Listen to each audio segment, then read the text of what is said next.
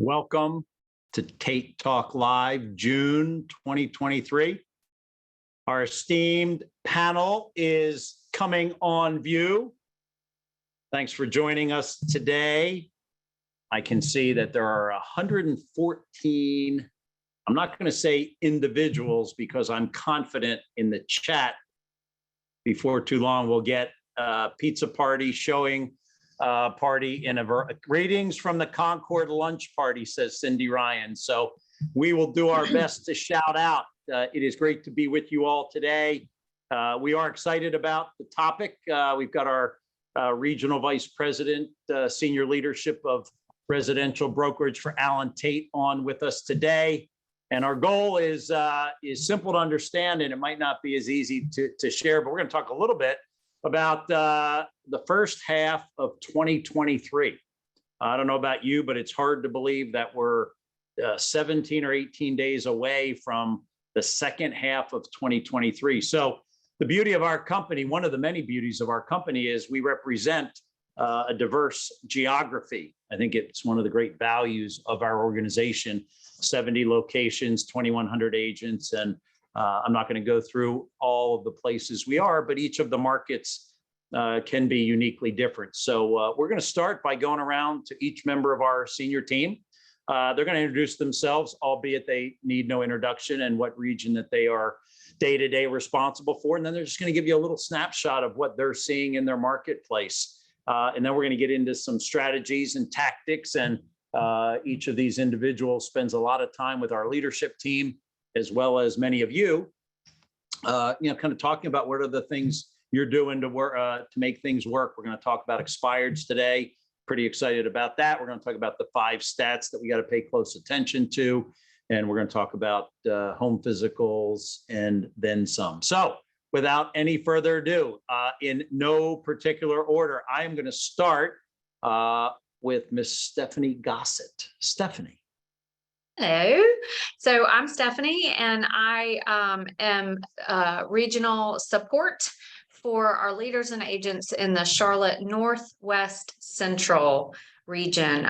So I go from Shelby and Gastonia on the west side of our Charlotte footprint over to Concord on the east side, all the way up to Statesville on the north side, and down to Uptown and Uptown Charlotte and South Park on the south end. So I have a very wide variance of marketplaces that I work in with our agents and our leaders. So it's never a dull moment. What have you seen? I know you've got multiple markets, Stephanie.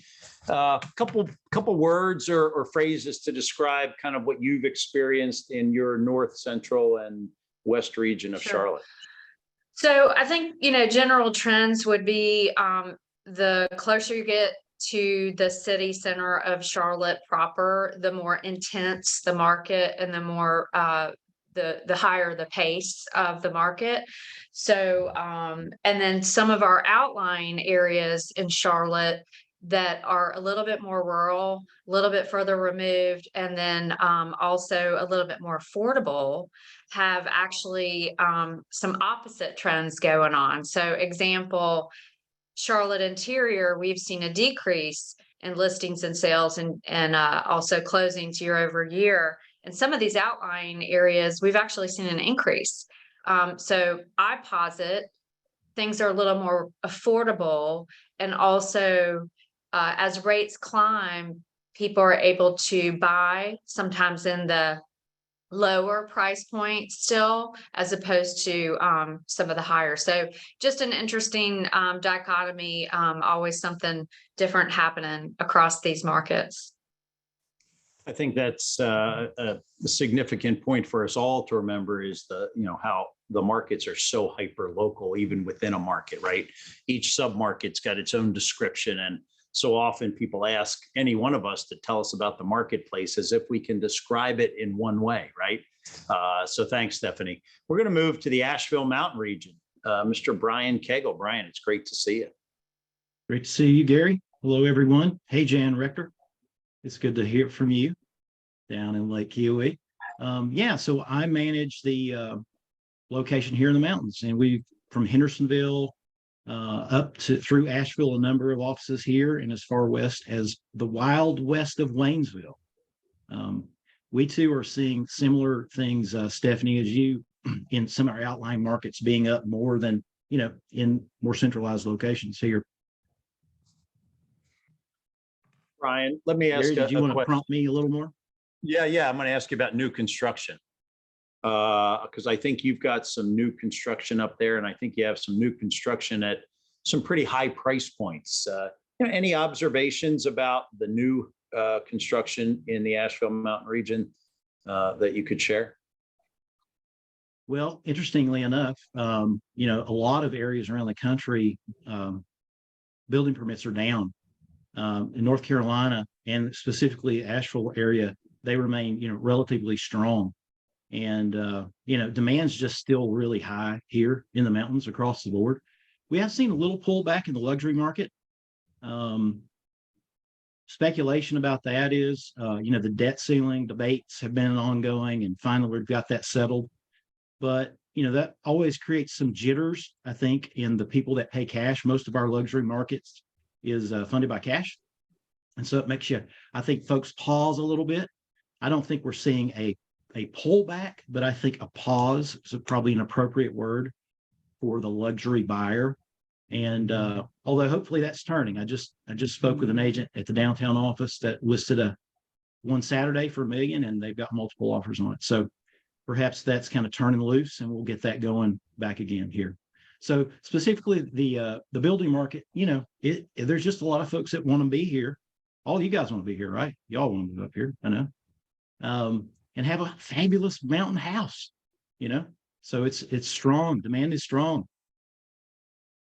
Yeah, well, I think a couple things. Number one, I know we've shared this many times, how fortunate all of us are to be in the Carolinas.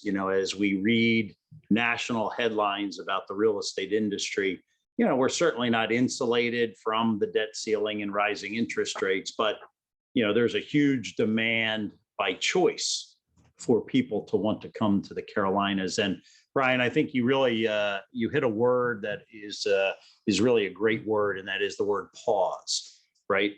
Pause simply means maybe not now, maybe not right now. It doesn't mean never. It just means a pause. And I think that's a good word as we observe the market conditions in a variety of markets. Brian, thank you so much. Adam McCall from the upstate of South Carolina and the Mountain Lakes region. What's happening in the upstate of South Carolina and Mountain Lakes? Yeah, hello, everybody. Yeah, again, Adam McCall from the upstate of South Carolina and the Mountain Lakes. So, what we're seeing, of course, is normalizing of the market. We're last year at this time, we were seeing about 1 month supply of inventory. And today we sit at about 3 months supply of inventory. However, we're seeing something that's really interesting. We're seeing it's almost like two different markets. Those that are priced right and conditioned well, and those that may not be so much. And so those that we're seeing priced right and well conditioned, that we're seeing multiple offers, we're seeing above asking price, whereas the others maybe not so much. So we've seen the percentage of asking price vary between 97 and 99 this year compared to 102% last year. And something interesting, talking about that other segment, maybe not priced right and so well conditioned. So last year at this time, about 3% of the listings expired. So far this year, we've seen 7%. So double the number of expired listings for that reason. Adam, thank you. One of the things we're going to talk about is a specific strategy for expireds. I laugh a little bit because about 4 months ago, I was in a meeting and I said, we've got to dust off our glossary of terms, right? Price reduction, expireds, withdrawals. It'd been like 24 months. And, I was talking to a group of agents who started in 20 and 21. They had never been talked really about a strategy for expired listings, not realizing that being number two is not a bad person to be or a bad agent to be in the process. So thanks for bringing that up. I know Katrina is going to speak specifically to some expired strategies. Let me go down to actually over on my screen, Mr. Tony Jarrett from Triad Triangle and the High Country, three pretty uniquely different markets. TJ. What's going on? I'm live today. Can you see me okay? Hear me okay? All right. I was sitting in my office. I thought, why not come out here? Let them hear you guys. Let them hear them. I've got a whole crew here, so I thought I'd try something different today. Let me give you two analogies that I'm seeing across the board. One is we all talk about our real estate careers being on a roller coaster of real estate. Well, this market has been a roller coaster these last 3 quarters. When you think about just think about a quick second. When you ride a roller coaster, when you're going up the hill, you hear that chain clicking, click, click, click, and you got time to think about things. And then when you get to the top, you're like, oh my God, I'm up here. I really want to do this. I'm here. I'm committed. And then you go down and you don't think about it anymore. Second quarter of a year ago, we were riding down that roller coaster. We were flying with our arms up and just not thinking. We just go, go, go. Then the third and fourth quarter started shifting and we're starting to go back up that hill. And it felt like, oh, I got to think more about my business plan. I got to think more about these strategies. And then this last 60 days, I feel like we're going back down, but the hill's not as inclined. It's not as steep as it was. When you think about that, as far as what I'm seeing in the markets, the prices of the properties that are coming on the market are 13 to 15% higher than the sales and pending. So it tells me there's a story right now with sellers coming on the market with an expectation of riding that coaster a year ago. And now they're trying to get acclimated to this new slant, if you will, this new steepness or lack of steepness. And we're seeing a lot of stats. I could go on and on and on, but there's one other analogy I want you to think about. And that is when we came out of 08, 09, we had this term called shadow inventory. There was a lot of shadow inventory. We were waiting on this foreclosure distressed property to come on the market up to about 213. Today, I think that's like shadow demand. And what we mean by that is that there are buyers sitting on the sidelines. I used to work with buyers where we just would work for 10 to 12 showings. The next 2 weeks solid, there's so many buyers sitting on the sideline waiting on a new price to drop, waiting on a new listing to hit, or waiting on a mortgage rate to shift. And staying in touch with those people, I'm hearing this over and over that there's somebody on the sideline that aren't active, but the moment one of those three things happens, they're jumping back in. But there are some consistencies I'm seeing around the region, which I'm sure we'll get into, but those are two analogies to think about right now. Excellent. You know, Tony's the analogy guy, and Phyllis and I were talking earlier about 2024 and how might we maybe reinvent Tate Talk Live. We all love Tate Talk Live. Well, you know, we could actually have Tony be the full-time live host and just travel the entire region, and that could be another part of his job. I'm in. Pretty good. But you are the analogy guy, right? Because I remember 2.5 years ago, Tony, before I came back, you and I were having a conversation about the market, and you said this: it was going 100 miles an hour, and now it's going to 80 miles an hour. It feels slow, but I'm in a 60 mile an hour speed limit. And so that was a great description for what the market looked like as it was starting, to your point, to come back a little bit. But well, we might ask this esteemed panel what speed we're going in June of 2023. Katrina Richards from South Charlotte and North Carolina, South Carolina. Yes, on the border. So piggybacking a little bit on what Stephanie said earlier, we're similar to her markets. South Carolina, we're seeing a little bit different in the, the Rock Hill when we get in deeper into York and Lancaster counties. Interestingly enough, we've got higher MSI in those areas, more remote, although it's increased everywhere across our region. And then we have got higher days on market, but much more affordable prices. But the interesting thing is when you look at appreciation in those areas, the appreciation is 20 to 30 to 50% higher than what it is in our more localized, right, urban, suburban, close suburban settings. So the demand, right, is increasing for the lower price points, which is an interesting dynamic. And then just piggybacking, because I'm on the tail end of everybody else's comments, something Brian said with new construction, that's always a really good indicator, I think, of market conditions. I spent some time with a new home rep this weekend, and one of the things that she said was, on their inventory homes, they're paying X. I mean, on their to-be-built homes, they're paying X, but on an inventory home, they're paying Y. So they're paying more to get rid of the inventory. They don't want to sit on it either, and they're seeing themselves sit on it. So they're putting a little bit more money on the table, which is an indicator that they need to sell their houses. So, and another thing I'll be interested to watch, since our numbers are down with the exception of fall throughs. So it's been an interesting trend to watch fall throughs on the rise. And I think we'll talk a little bit about that, but structuring some stuff around what the trends are with the fall throughs, what's causing them. And there's a variety of reasons. So we're going to be doing a lot. You'll see future trainings around that. I'll be interested to see during COVID, right? We're a year out of COVID now. And during COVID, a lot of people didn't care where they lived. So they moved farther out. But guess what? Offices are now calling some people back into work. So I don't know if that's going to bring an influx of people. They have equity in those homes after, great appreciation rates these last few years. So we might see them having to move a little bit closer in and sacrifice some space for the conveniences of having to go back into the office 3 and 4 days a week. It's it's interesting. We talk often about businesses making this unique decision about remote, right? You can sit with a group of business leaders and they'll have one opinion. You go to across the table, a different business, a different leadership, and they have a different approach. And, I think it's interesting to observe, talked to Stephanie last week about Center City, and it became very evident that when the banks are remote, it feels like one thing. When the banks are not remote, Center City feels like something very different. So I think all of these things are things that we have to pay close attention to, as it relates to the housing market, because I think businesses, many adopted an approach and then ultimately have shifted their approach and or at least modified it. So great point, Katrina. Thank you. Neil Hanks, Alan Tate, Beverly Hanks in the mountains. Good afternoon. It's always hard to go last on these questions. I'll add one thought. I think we're making incremental progress. For the first 4 months of the year, everybody was talking about the pandemic years of 2021, 22 as being outliers, and certainly they were. But the biggest outliers of those 3 years was 21, 22, right?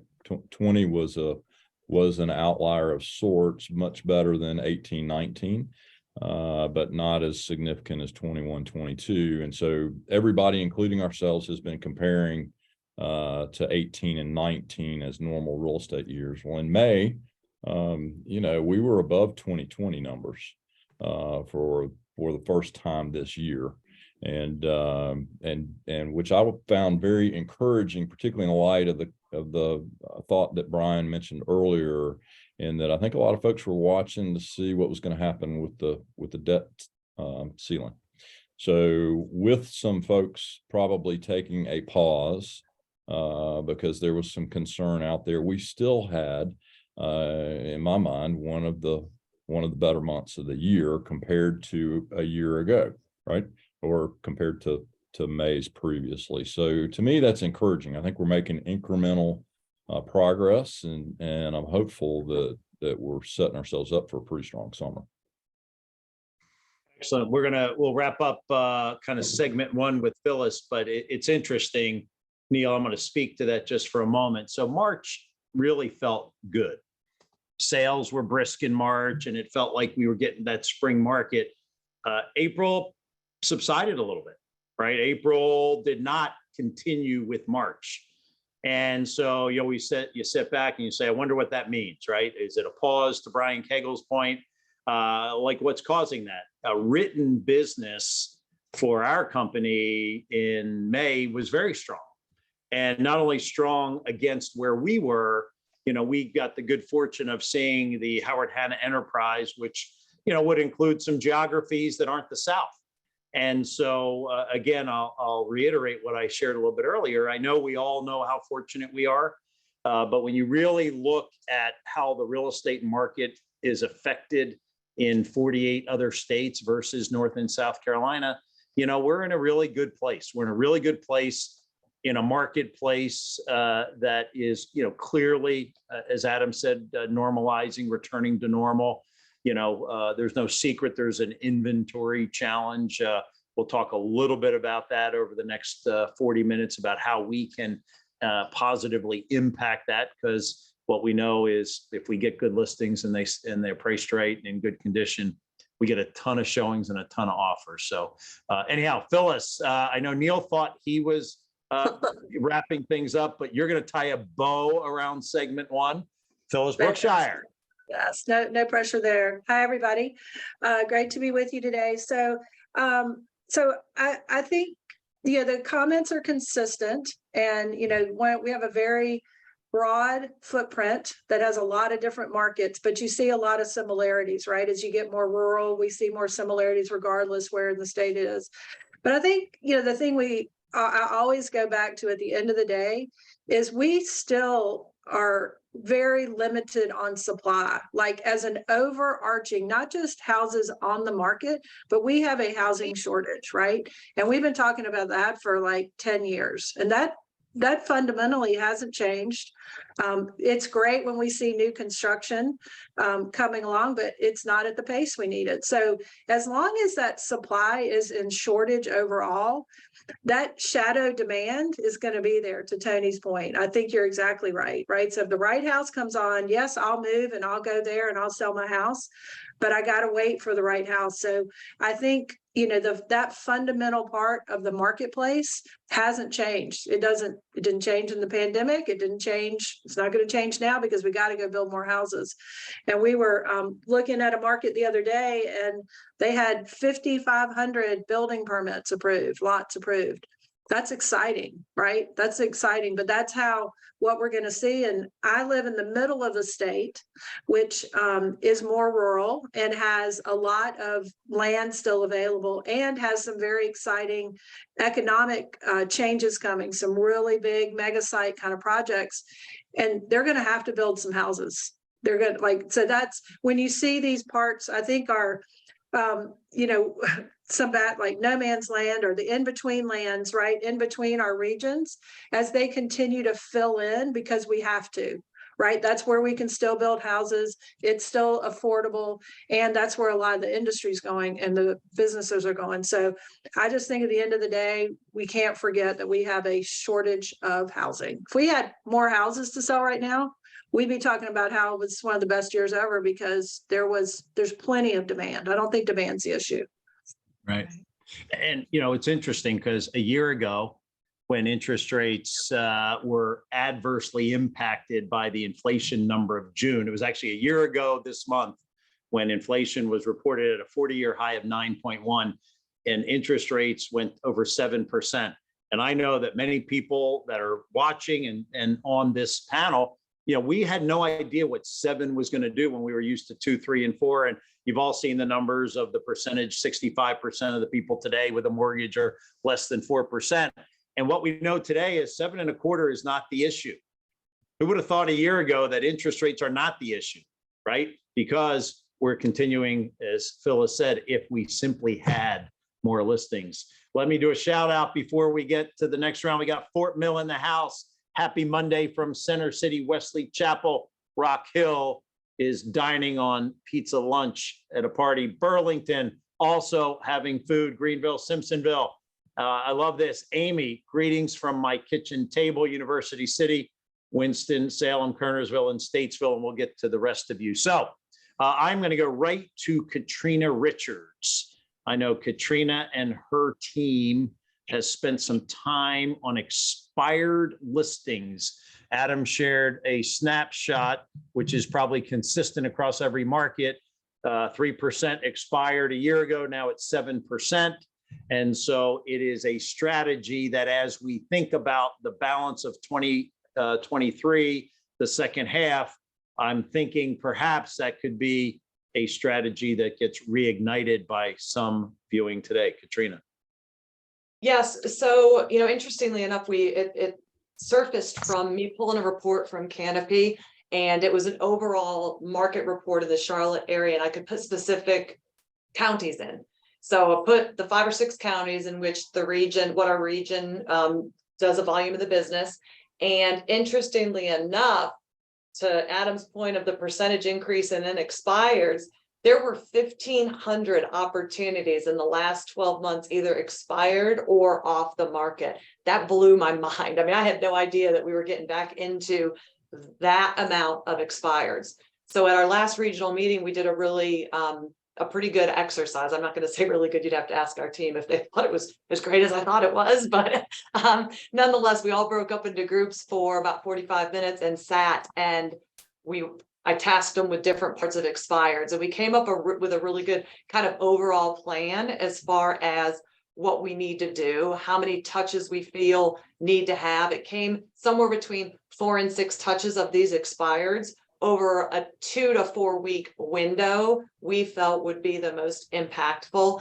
And then we came up with lists of things that we could do to show that we were the local experts in the market. One of the biggest things we talked about, I think, were objections, because what are the objections of the expired sellers, right? Oh, they didn't have a good experience with their agent. It was overpriced. Where am I going to be? So stay tuned. We're going to have some really good training that comes out of it. I won't go too deep in the weeds, but it's a lot of we have so many tools that we can incorporate to educate these sellers on what we can provide that others cannot.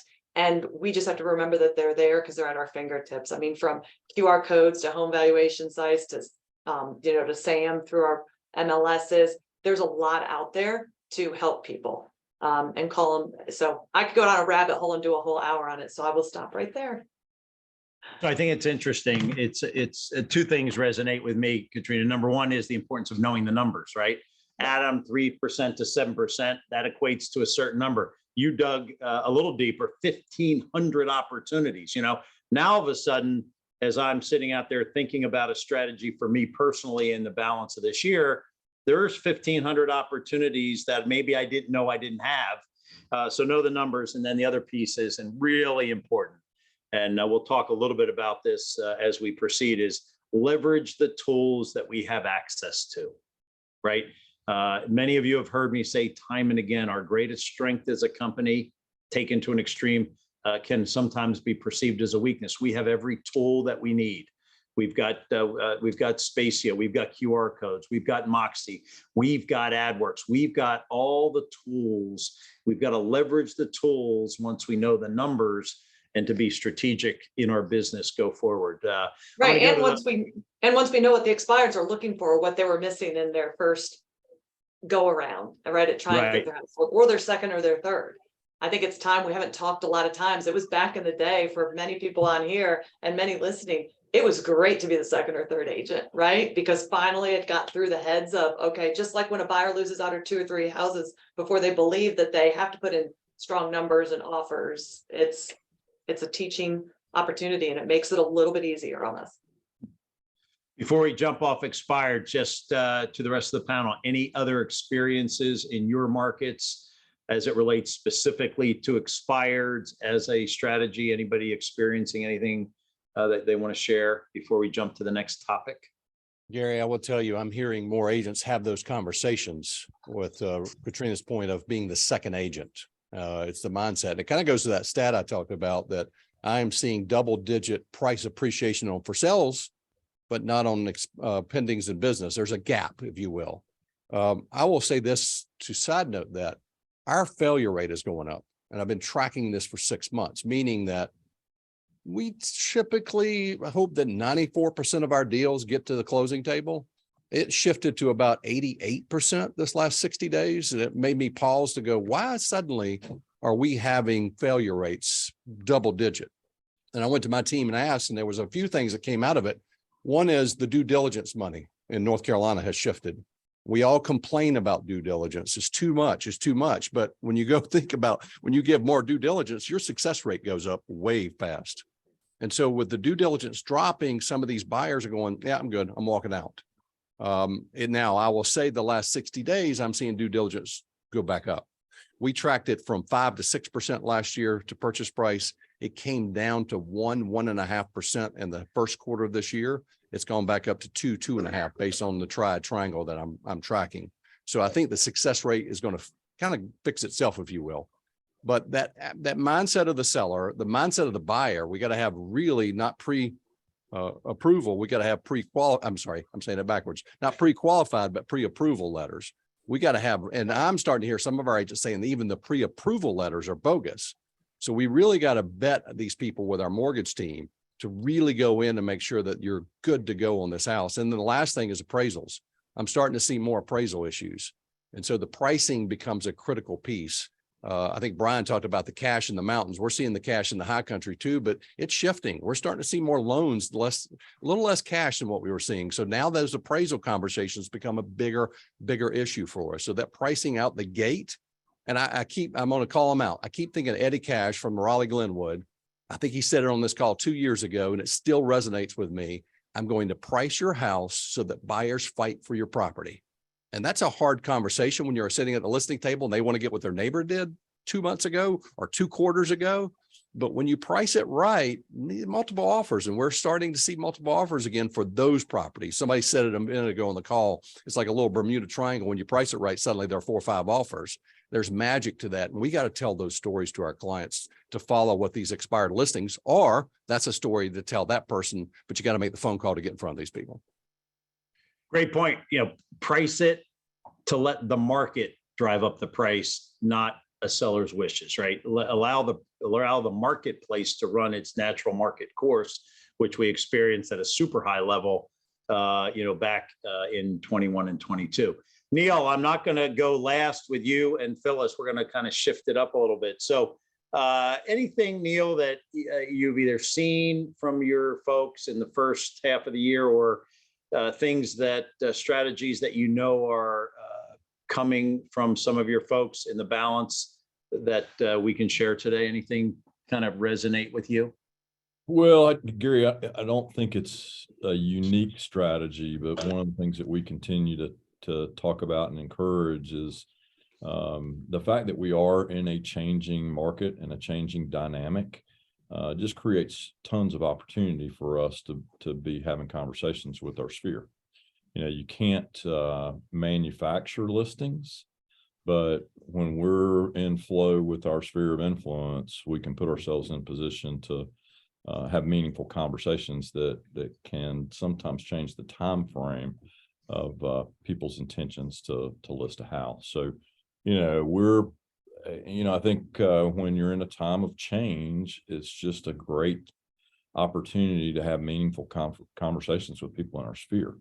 And so we're really encouraging everybody to kind of double down on that strategy and look for ways to get in front of their sphere of influence. Home physicals, neighborhood reviews, all of those things fall into those kinds of opportunities for us to have meaningful conversations. I think, I picked up here, inflow with your sphere of influence and have meaningful conversations, not just conversations. Well said.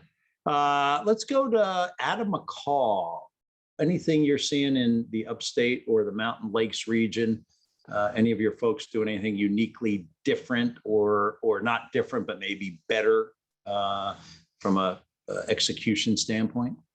Yeah, so the answer to that may be the opposite of uniquely different, and it's getting back to the basics. It's understanding the foundational understanding of it's a marathon, not a sprint. It's about relationships. It goes to what Neil was saying about really focusing on our sphere. And what we're really seeing that makes a difference that's so simple is handwritten notes. That's when I ask the question and I talk to everybody, whatever we're doing, whether we're supplying home physicals, VMAs, whether our branch leaders are writing letters, whatever it may be, there's that personal connection there with a handwritten note and phone calls that are really driving that sphere to come back. Awesome. Back to the basics. Well said. Well said. Brian Cagle, observations from your vantage point. Yeah, we're all looking, where's the inventory, baby boomers, new construction. Another area that I think there's some pent up inventory is in short-term rentals. In national numbers are predicting just a 5% growth in short-term rentals this year. And we've seen like 2 years in a row. A lot of things were driving that. COVID, people buying a second home. To Katrina's point, people are being called back to the office. Airbnb numbers and VRBO are down. Owners are reporting those being down. It's probably for a number of reasons, but there's been a lot of supply, and that locks up primary residents. And especially here in the mountains, we see it a lot. I'm not sure if it's the case in all our markets, but interesting here in Buncombe County, we now have more Airbnb, VRBO rooms than we do hotel rooms. There was kind of a perfect storm because there was a moratorium placed on hotel rooms for about a year, September of 19. So it kind of created this perfect storm where there was tons of that growth. So, are we nearing saturation is the question. And I think that we are nearing saturation. So a strategy is go back, look at your database. Who'd you sell a short-term rental to?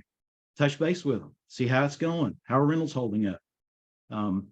I think that we're going to start to see some turnover of those as people say, I'm not renting this quite as much as I thought to. I've had to go back to work more. I can't work remotely like I was doing. And I think there's probably going to be some opportunity there. That's great, Brian. Gosh, I mean, what a great strategy, to go back and look at it differently. Because I think a lot of times what we're seeing is, we're reading some different data.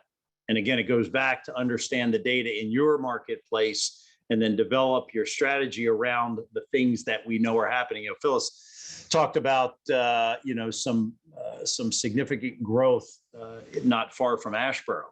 And one of the things that we're looking at as a company is where are these pockets? And Stephanie talked earlier about rural and the 5,500 approved building lots. We're not sitting here in any of our, I'll call center city markets, but they're in a little more rural parts of the Carolinas. And, for us as an enterprise to be more strategic going into those markets, how do we get into these markets where they are having growth and expansion from industry and or from these approved building lots? And we're looking at doing it a little differently tomorrow than we did yesterday, which is no different than I think we're talking about each and every one of us looking at our business.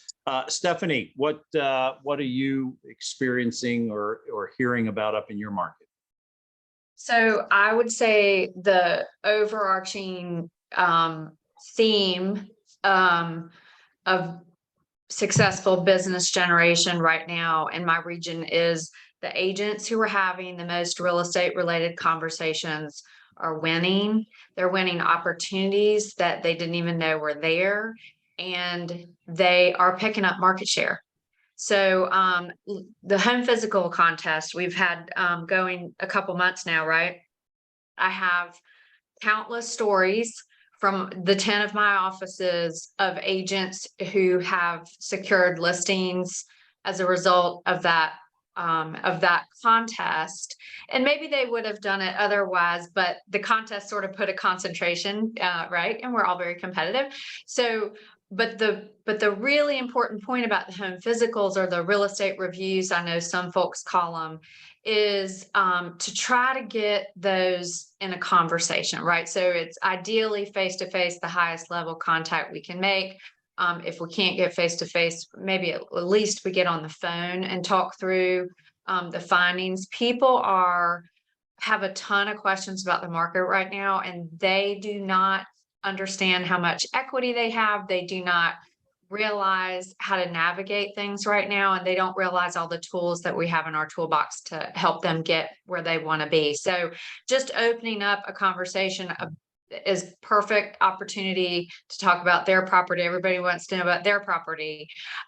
Sometimes can unearth opportunities to help these folks move, like Neil said, maybe on a different timeline than they thought they were going to need to be beholden to, based on maybe what could have been misconceptions about the market from national media headlines and stuff. So these have been really good conversations. I have a couple agents who have already closed the listings they got from the home physical contest in the first couple weeks of it. So it's really adding up to real business. And so I'm real proud of our agents for stepping up and making those phone calls.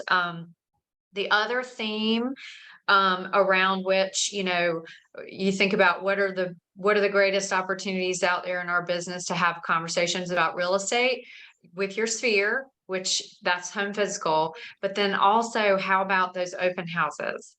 I am hearing crazy success stories with open houses from the 10 offices that I work with in the Charlotte region. I have such a long list of them that I could not possibly give you guys all the examples.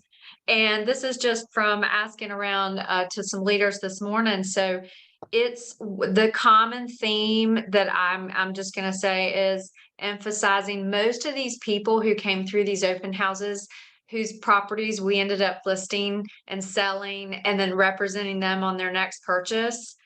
Most every single one of them was not a person walking through the open house who thought they might like to buy that property, but rather a neighbor who did not understand the market and started to talk to the agent who was holding the property open, welcomed him over to look at their house and continue the conversation. And it just developed into, wow, I misunderstood what was happening right now in real estate. So I would just really encourage everybody to put the pedal to the metal. I have one of my favorite stories very recently, and I'll be quiet after this, Gary. One of my very favorite stories is one of our agents in Davidson held, she didn't have a listing to hold open. And so she held a rental listing open. And she got some neighbors come through who also lived in the community, ended up listing their condo, helping them buy. And so that was not even off of a listing for sale. So these are just great. And you know, the agents are making these things happen. That's the other thing that I think is really important here. It's not a passive opportunity that came their way and fell in their lap, someone calling them or someone calling into an office necessarily, although I do have those floor time opportunity successes as well, but rather it's people who didn't even realize that they were in the market until they started to talk to them and ask questions and inform and educate. So super proud of our agents for also being able to not only have the opportunity that they've created out of nothing, but then also to convert the opportunity by educating people about the market. Awesome. So real quick, home physicals. I think I shared this last week. Through the 2 months, 497 home physicals. And in the month of April and May, it was the most number of Moxie listing presentations that the company has seen. So to Stephanie's point, you know, I think we're out there doing all of the right things. I think the other point, Stephanie, that you bring up is this equity buildup that I think not everybody has as complete a grasp of. And Steve Harney, I think I've shared, we talk about home physical real estate review. He terms it a professional equity assessment report. And basically he calls it a pair. And again, it doesn't matter, like he just says that the piece that the traditional CMA misses. He says, if you simply add that one piece, which is my existing mortgage, I now get this visual of the equity. I may have a good feeling for it, but when I put it on a paper. So I want to just say congratulations to all of you that are taking part. I'm going to pull up an email after Katrina. It's going to add something to the home physical. I was in Matthews Mint Hill last week, and there's one of our teammates there is all into home physicals. And I have some data that I'm going to share with you in a minute. Kat, I know you wanted to add a few things to the home physical. I do. So on the home physicals, I know sometimes you might do them and it feels like a pitch to get the listing, but I think if we look outside of the box, there are a couple other opportunities that we have with those. So consider putting something in that home physical to put in their minds. It's a little bit about more like long-term rentals, like Brian talked about short-term rentals. In Charlotte, we have a ton of apartments, I mean, going up on every single street corner, but we have people that want to move large dogs and families and need more space and yards. So houses are lacking. So in your home physicals, wouldn't it be kind of neat to put, what could they potentially rent their house for if they were in a situation to rent that property out and then go purchase another one? Also, a second thing is all these people, and I can't take credit for this, it's actually my husband who's also works for Alan Tate that started doing it, is reaching out and calling people that purchased homes so you can add it to your home physicals. If they didn't put 20% down in equity, reach out and say, hey guys, do you know how we can eliminate PMI on your property? It's the help, but in the back of the head, it's establishing the equity in their minds that, wow, maybe I could do this and then go do that. So just two different things outside of just telling them what their home is worth. Awesome. Let me read you this email. This was an agent in Matthews, Mint Hill. Kalina Richards had done 46 home physicals in the neighborhood that she lives in. And so it wasn't necessarily her comfortable sphere, but simply reaching out. And it says by the time she is finished, she will have tried. I don't know if she's actually gotten in and done it, but 66 homeowners will have heard from Kalina about the concept. I see a heart coming up on my screen. But I think, we've talked a lot about the flow of our sphere of influence and meaningful conversations. I think we also should think about the geographic farms that we either currently have or that we should have.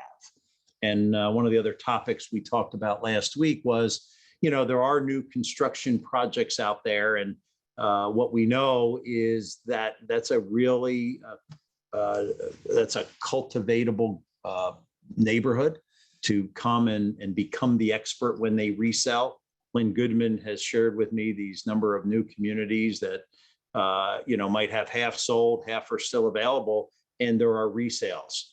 And so if you're sitting out there thinking about a potential geographic farm, maybe go down the street to that subdivision. Stephanie, there's one on Catawba of some townhouses across from the church there. There's probably 52 townhouses. Well, over the next 5 years, those townhouses will resell. I did go to an open house yesterday at Lake Norman. The open house was 11-1. And I got there, it was very interesting. And it's a good point. I drove by at 10:30 and the agent was there getting ready. So I want you to listen carefully. If you're going to do it, do it.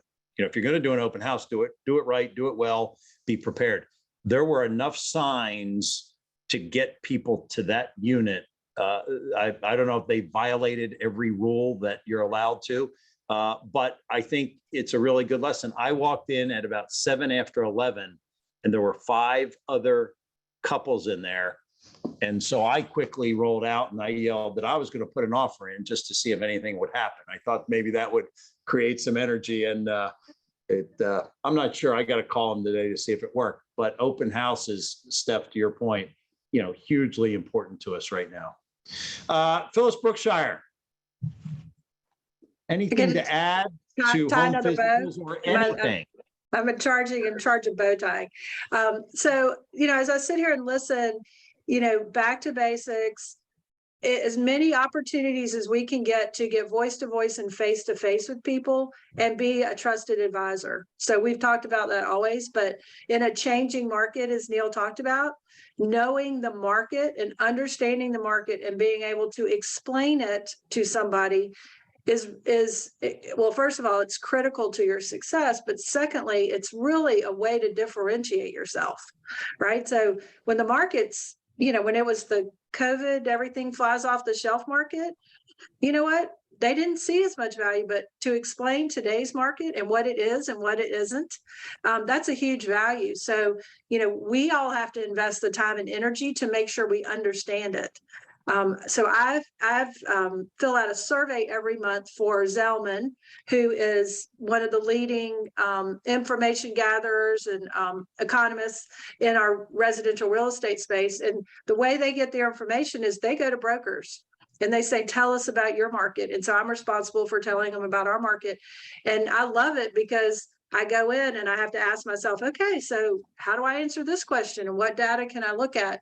But, getting in the habit of where am I going to get the information? How am I going to compare it? Talking about May versus April, and then May versus last year, right? Because I think, as Neil said, right, so the market's incrementally improving. So we have to be careful not to get caught up in, like, March's market is different than June's market. And so we have to be looking like short term and long term, and we need to be able to explain the differences and then leave. You've probably heard me say this on a million Tate Talks, but leave your biases about decisions to make in the marketplace out. It's not about what you would do. This is about what's best for the consumer based on what they need, right? So I think it's a great opportunity to really learn the market. And when you need help, understanding it. Like we ask each other questions all the time. Like, what do you think this means? You know, this seems odd. That's what we're all for. That's the beauty of being the size we are and the scope we are, that we got a lot of people that you can bounce things off of and really get your, as we like to call it, right, your elevator speech, get it down. Because like Gary said, so I've always gotten asked, tell me about the market. Doesn't matter what part of the footprint we're in. Well, I don't know that I can't talk about the market and all the footprint. So I always use that as an opportunity to say, well, let me set you up on a monthly report that'll tell you about your market. What market are you in? Right. So just don't, you know, be aware that you're going to be able to, maybe you're not always going to have exactly the answer, but you have an answer. Right. And then here's how it can get you more information. I think, Phyllis, what's really important about something you said that just triggered in my brain is, I'm sure you said we repeat these things. You heard me say this before. You heard me say this before, right? And I know some of you are probably on here going, oh, it's another this, and we're doing the forecast again, and we're doing this. But it gets me really thinking that there's a reason behind it, right? Because you can't get it enough. It might be tweaked a little bit, but we have to have the same understanding with our consumers and clients. Setting expectations right now is more crucial than it has ever been. Saying it once is not enough. It's not going to resonate. So every opportunity you have to set the expectation around appraisals on the buy and the sell side, on how to work on pricing, right? Because pricing right now, I think, is so hard to do because you've got ranges from sometimes 600 to 800 and you're like, wait, the only thing different is 200 square feet. How do I price this out? You get lost in it, but you have to be repetitive. Although, you know, I've told them this before. They're hearing it once. They need to hear it 6, 7, 8, 9 times throughout the process. Repairs, negotiations, offers, negotiations. So just please keep that in mind. You cannot say it enough. Use every opportunity to repeat it. That's a great point. Couple shout outs. Statesville is in the house. Thank you. Weaverville, North Carolina says howdy. A big group from South Asheville. North Asheville has a watch group. Matthews says hello. Ballantyne representing Ashboro is here. Cary is here. Oak Ridge 68 is here. Winston-Salem on board. Lake Kiowee North for the specials. Hi to Neil and Brian. Brian's getting some shout outs here. Great representation on the mountain region. Thank you. It's interesting that came from Brian. I'm not sure how that works. Providence is in the house. Gastonia is here in my kitchen. And I've got Mooresville, Henderson, Ballantyne, and Lake Kiowee West. We appreciate all you tuning in. It looks like it's we had 191, which I do my math says that each of these viewing parties had 15. So I want to thank the 500 people that have tuned into Tate Talk Live today, which would make it about a third. So we've got about 7 minutes, and we've got 7 guests that are not guests. We have 7 great panelists. We're going to start with the man who is alive and in the middle of the triad, triangle, and high country. A closing thought for June Tate Talk Live, Mr. Tony Jarrett. Well, listening to all the panelists, I would say a simple thing is first impressions matter. So when you hit the market as a seller, first impression matters. When you do an open house with somebody, first impressions matter. Stephanie was talking about open houses. There's an agent here at Greensboro I was talking to 2 weeks ago who did an open house, met a buyer. It was a $1 million property. Buyer walked in and said, we are not happy with our agent. He said, tell me about that agency agreement. He said, we only did it one time. And the first impression he made count. And next thing you know, he's showing him another $1 million house. That was 2 weeks ago. Today I saw him this morning. I said, well, what happened? He said, yeah, they didn't buy it, but we showed a 2.4 million this weekend, and they're running their numbers right now to see if we can make it all on one open house. How many of you would like to have a $2 million buyer? But you got to take time right now to make first impressions with people. It really makes a difference, the confidence that they have in you, the knowledge that you have of them, and how you present yourself right now. Because as Neil Hanks said a minute ago, the market's shifting, people's perceptions are shifting because they have a little more time and they're watching us a little closer. So make sure you take time to make a first impression with all your interactions. Excellent, excellent, excellent. Brian Cagle, final thought. Yeah. I think right now, keys to success, as always, focus on your mindset. Make sure, take responsibility for your mindset. It's easy to get off track when things are changing, get in a negative kind of vibe, but take responsibility of that. And I also think some of our folks, it's a good time for us to rethink about our why. We had a couple of great years. You may have woken up and achieved about half your goals. It's time to set some new ones that always will ground you and help you keep rolling. So I think that's really important. And then just as everybody said, focusing on our activities. We know the activities, we know the Ninja 9, stay on them and the results will come. We know they do. Awesome. Well done. Well done. Katrina, final thought. I would say my final thought is that we've given a lot of information today, right? It's all back to your basics, sharpen your skills. We've talked about handwritten notes, home physicals, open houses, phone calls. Pick what you're passionate about and do it, and talk about repeating a phrase, the one from Jared James that Gary has said multiple times: consistency is undefeated. Stick to it. I think we can be very impatient in this business because we want instant results. That's why some people just like to just delay it and maybe go clean their house because they have instant results, right, that they can see. So this is going to be short-term activities for long-term gains. So just pick something you're passionate about, stick with it. You will see the results. Well said. Adam McCall, final thought. Yes, sir. Two. So number one, I'm going to steal from Steve Harney. As he said multiple times on your podcast, go out today and get a listing. We know we have an inventory issue, so go out today and get a listing. Number two, I'm going to steal it from Katrina. Consistency is undefeated. And it is, we know again that this is a marathon, not a sprint. And when we're thinking long-term instead of instant gratification, it pays out in exponential growth. Awesome. Well said. Neil Hanks, final thought, my friend.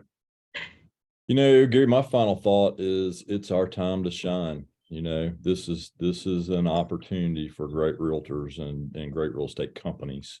And then when the market's really good and everybody can sell a house, it's more difficult on the market leader. But when people really need great counsel, great marketing, great leadership, what an opportunity for great realtors and great real estate companies. And this is truly our opportunity. It's our time to shine.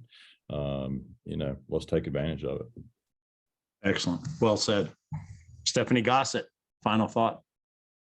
So this market, more than any in recent years, has re-engaged me with the idea of what a great business this is. And the reason why I say that in relation to this market is exactly what I started off by saying, which is the people who have the most real estate related conversations will win. And what I mean by that is we all can go out every day and create opportunities. And that is what you call agency. So this is one of the very few businesses in the world where you can go out and decide, I'm going to do this much business, because everything that we do right now is creating business opportunities from nothing. So if there's one thing I could wish for everybody is in our company is just to own that agency.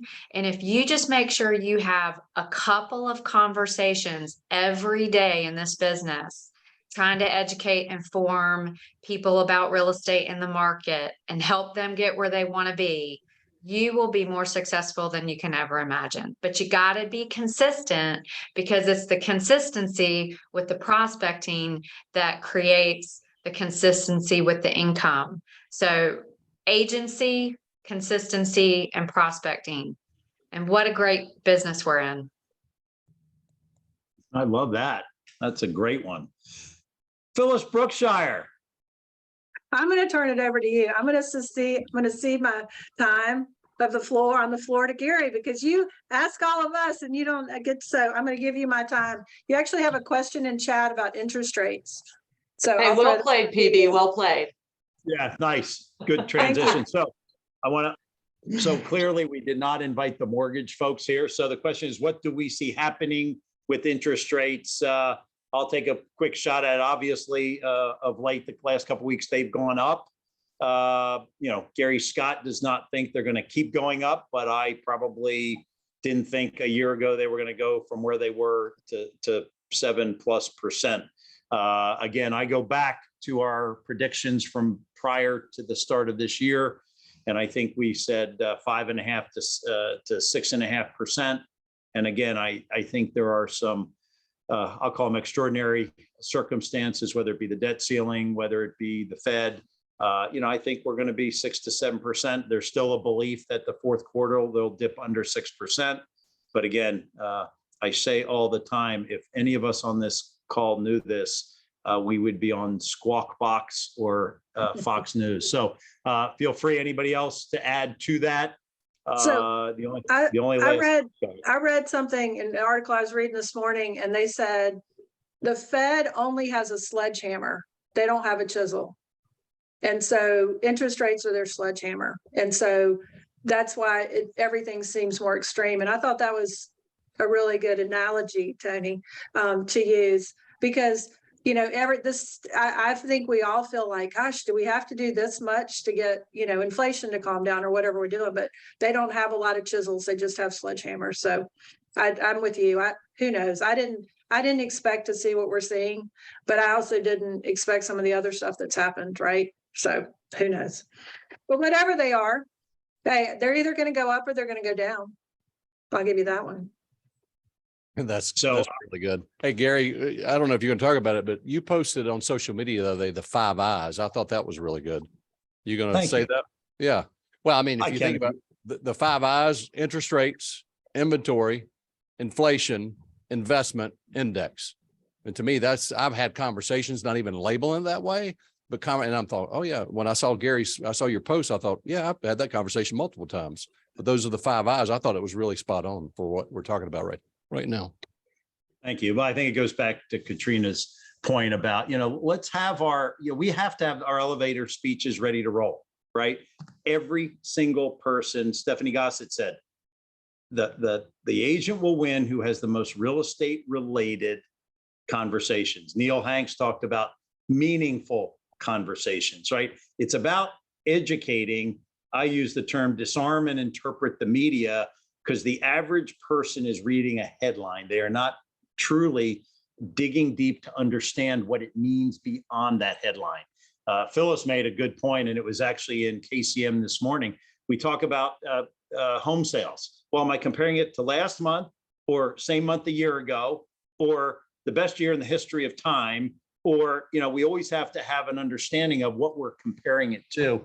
And we have run out of time. I'm going to leave with Neil Hanks, a funny, not a funny story, but when I went to his kickoff meeting and Neil did all these projections, and then he said, and what do I think? I'm not really sure. But his point was a lot of prognosticators out there, a lot of people predicting X, Y, or Z, whether it be interest rates or existing home sales. What we know is what we have in front of us today. And I think my closing remarks were simply going to be the leadership team of our company, not just the folks on this call, but the people that are out in the field. They are the best of the best. And I'm just going to encourage everyone to lean in on them. They can help you in any which way you want and or need help. And I just know that when we all come together as one, we're going to take advantage of whatever market condition comes our way. And the market condition that comes our way, and as Neil said, it does open up this unique opportunity for us to shine. So I want to thank our panelists. Outstanding job. I want to thank everyone for joining us. Tate Talk Live. I want to thank Tony Jarrett for agreeing to be the host in 2024 live, Tate Talk Live, as we go around the footprint. Everybody have a great day and a great week. And we appreciate you more than you know. Take care. Bye, everybody. Everybody.